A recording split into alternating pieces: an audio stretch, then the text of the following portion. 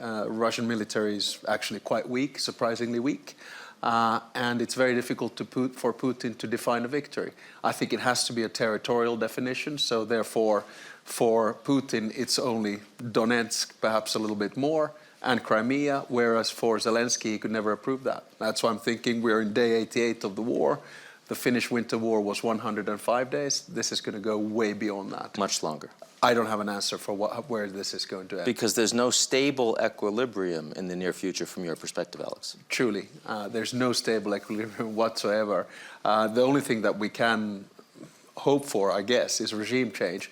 But even in that case, I don't know that we'll get a softer leader for Russia. And you know that in Russia, all leaders are supreme. They get their prerogatives either from God or the class. So, Karin, thank you for opening. Do you think the Russians see an outcome that they can announce as a victory, both in Ukraine as well as what it means for their relationship more broadly with NATO? So thank you, Ian, and thank you for inviting me. It's a pleasure to be with all of you today. Even though all of you are sitting in the dark, it's hard to see who's in the room. I guess first I know this is an obvious point, but I would distinguish between Russians and Putin, because it's really Putin's war, and we don't want to vilify the Russian people. Even Russian soldiers who were getting killed, they didn't know what they were getting into at the start. So I do think this is Putin's war. And what does Putin think? I don't think any of us know. Everyone's been trying to second guess what he thinks. Does he even watch Western television? I have no idea if he even knows what others are saying about him. And people who I ask who follow this very closely, they also don't know. And so it's hard to say, are people telling him the truth? Does he know what's going on? And what are his red lines? It's hard to say right now. You know, the distinction between offensive and defensive weapons has evaporated. Those coming from the West, we weren't sure if we provided offensive weapons, that might be a red line. We just don't know yet with him. And so there's too many unknowns out there. Does it worry you that things that were clearly red lines for a lot of countries in the West 2 months ago, literally over weeks, vanished?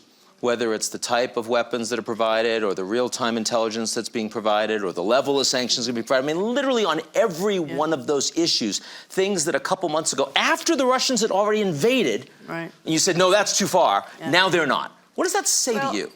I think it actually says that the Russians are overwhelmed by what's happening. They might be red lines, and they might have been red lines, but I'm not sure they're capable of responding in the way that they would have done if they had actually spent money on modernizing their military, right? They're in a very different place than everybody thought they would be.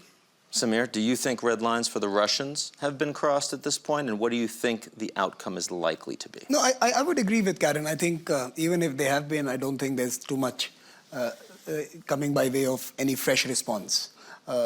Pretty much everything that was in the toolkit has been deployed, other than, of course, something that none of us would want. And I think that's something that should worry us. At what point are you cornered enough to think about? Let's be honest here. I think, let me, Ian, go back to your conversation with Alex. I think the difference, or with Karin, in fact, with Russia and Putin, I think you came out with two distinctions, Russians and Putin.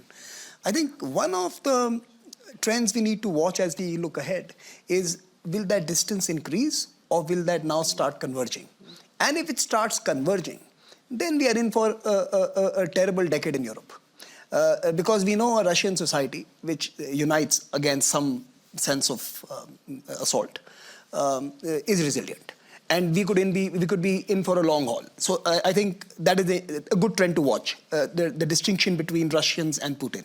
And the second is the equilibrium you mentioned earlier, Ian. I don't think the two equilibriums that work are desirable for both.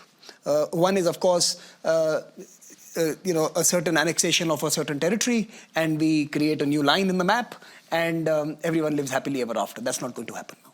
So that equilibrium is not on the table, and is not certainly going to lead to peace. The second is a complete Russian retreat, basically go back to the pre-Crimea times, and literally make peace and begin new. that the Russians are not going to agree to. And I agree with Alex that even if you were to think about regime change, I fear that the next person who comes in will not come here to undo what Putin did, but to complete what Putin wants to do. And I think that is also a risk we should be considering as we think about it. If you like the video, do like, comment, share and subscribe.